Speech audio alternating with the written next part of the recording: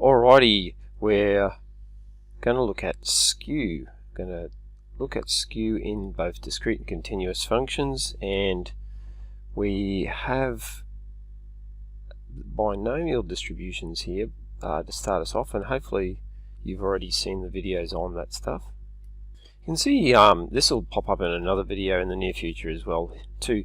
We've got different parameters or different values for the parameter n and p in binomial, n being the number of trials and p the probability of success in a Bernoulli trial, and we've got different shaped graphs, and as n increases you might see a trend, and that'll be fully explored in the appropriate video coming up.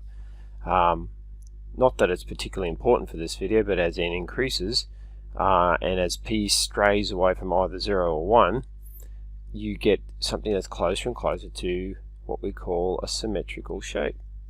So the symmetrical shapes have an absence of skew.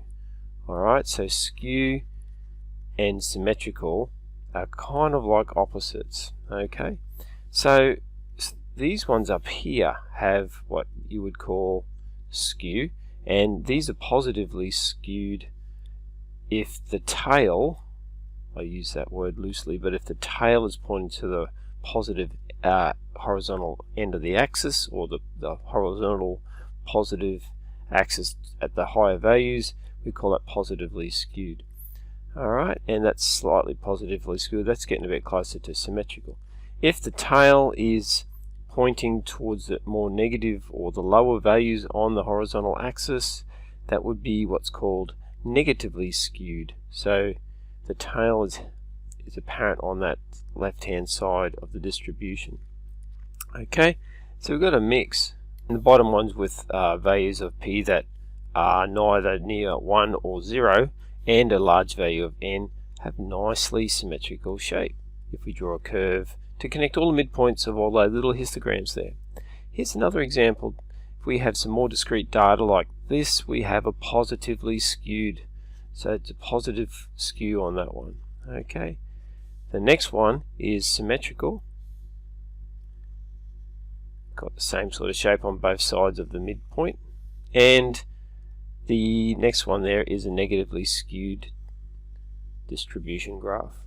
For continuous data, the same applies. This is exponential probability distribution.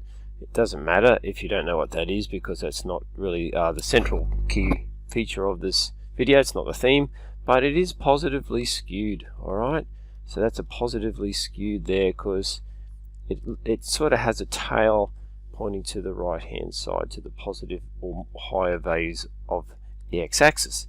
And this one here is our probability density function, which we've seen previously. This one you should know about at this stage, and it's symmetrical. So if it's got a tail and it points that way, it's positively skewed in a conventional graph. If the tail is pointing that way, it's got a negative skew. Otherwise, if it's like this one here, it's called symmetrical. Even if it's not perfectly symmetrical, if it's fairly close, it'll be called a symmetrical graph.